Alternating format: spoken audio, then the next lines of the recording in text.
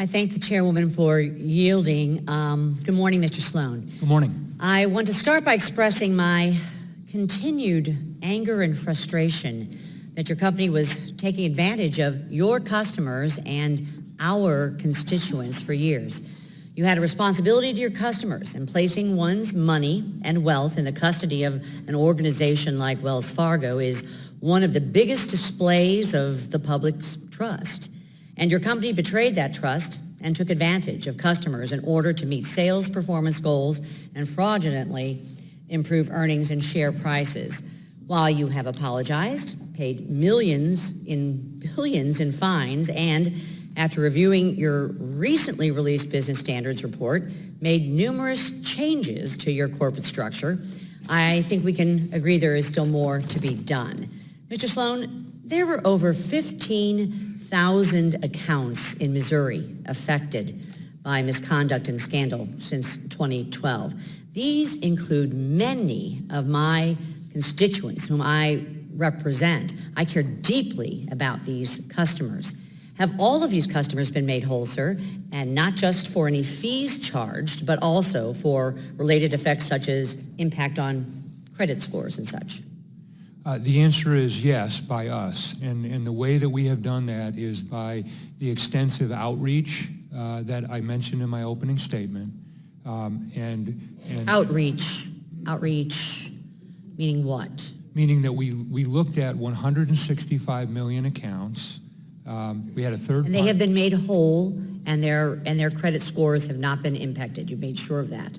We have corrected any improper information that we provided to the credit bureaus, and in addition to reimbursing customers for fees and expenses, we've asked them to come in and see us to the extent that they felt like there was additional What harm. percentage came in to see you, sir? A very small percentage came in to see us, notwithstanding our best efforts to contact everyone. And then to the extent that they weren't satisfied with what our offer was, we hired a mediator at our expense on their behalf, and we've resolved all of those customers that have come in. In addition, those customers have the ability to take part in the class action settlement that we've entered into, where we've paid $142 million. I thank you. I've got limited time.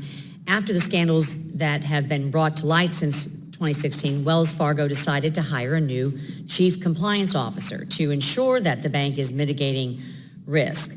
I'd like to know when that new chief compliance officer was in fact hired, and has the new chief compliance officer been empowered to make changes throughout the company? He has. Mike Romer was hired and joined us in January of 2018. In January of 2018? That's correct. What was going on between 2016 and then? A lot of time before you hired a chief compliance officer, sir. That's correct. We had a compliance program that was in place. It wasn't working as well as I would have liked. We dismissed we asked our prior chief compliance officer to step aside, and we went out, and I think we've hired the best chief compliance officer in the industry, who has a demonstrated capability of... Did the regulators tell you to get rid of your chief compliance officer? No, I made that decision.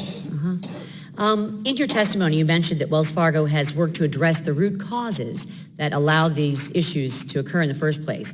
Mr. Sloan, in your opinion, what are these root causes? Was there something in your business model, something in your organizational structure that led to this malfeasance? Well, I think there were a number of root causes, Congresswoman. First, it was reflective in our decentralized structure, where our control functions were part of our businesses as opposed to separate. I've changed that since I become CEO. I think it was also reflective in our retail banking business in an incentive plan that was much too focused on selling products as opposed to providing good service and advice. We've ended that incentive plan, and we have a new plan in place that's being received quite well by not only our team members but also by our customers. That's reflective in the improvement in customer service, customer loyalty, customer experience scores.